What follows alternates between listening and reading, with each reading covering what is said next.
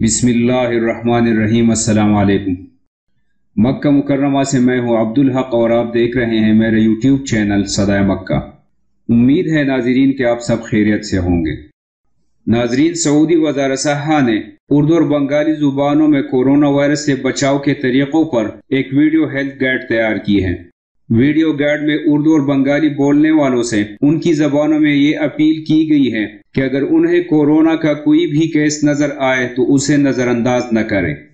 Video میں کہا گیا ہے کہ اگر آپ میں سے کوئی بھی شخص کورونا وائرس کی علامتیں اپنے اندر محسوس کریں، مثلا درجہ حرارت بڑھا ہوا ہو، کھانسی آ رہی ہو، کھانے پینے کی خوشبو نہ آ رہی ہو اور سانس لینے میں تکلیف ہو رہی ہو، تو پہلی فرصت میں سعودی عرب کے کسی بھی سرکاری اور نجی اسپتال سے رجوع کر کے کورونا ٹیسٹ کرائیں۔ ویڈیو میں یہ بھی کہا گیا ہے کہ اگر کسی میں یہ علامات ظاہر ہوں تو اس کو خاموش نہیں بیٹھنا چاہیے، کیونکہ خاموش رہنے سے نہ صرف اس کی زندگی بلکہ اس کے طرف موجود تمام لوگوں کی زندگی بھی خطرے میں پڑ سکتی ہے۔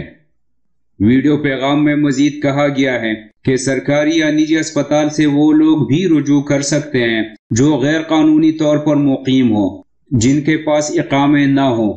رجوع کرنے والے سے اس کا شناختی کارڈ یا اقامت طلب نہیں کیا جائے گا۔ سرکاری یا نجی اسپتال سے رجوع کرتے وقت آپ اس خدشے میں مبتلا نہ ہو کہ آپ سے کورونا ٹیسٹ کی کوئی فیس وصول کی جائے گی۔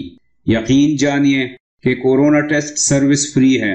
سعودی حکومت نے اس کا انتظام تمام سعودی شہریوں اور مقیم غیر ملکیوں کے لیے مفت کر رکھا ہے۔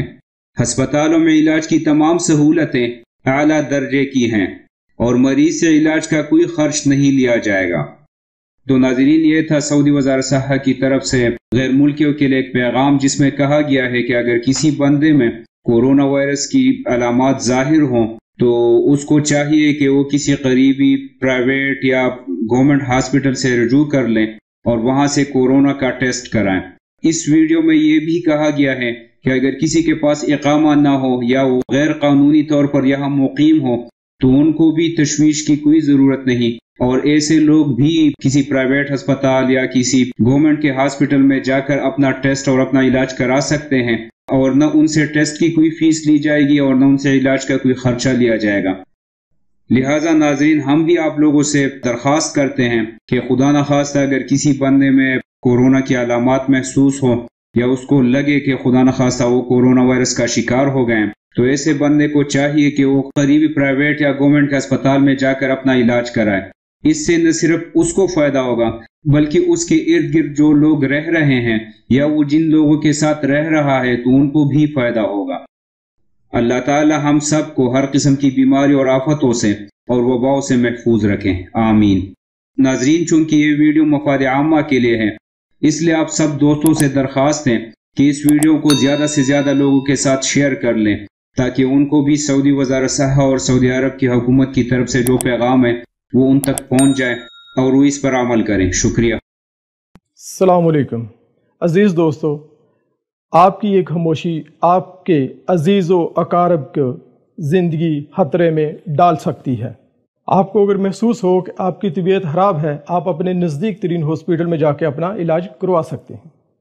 آپ لوگ یہاں پہ مہمان ہیں، آپ کا جو حق ہے وہ آپ کو آپ کا حق ملے گا۔ کسی کی بات پہ کوئی غور نہ کریں۔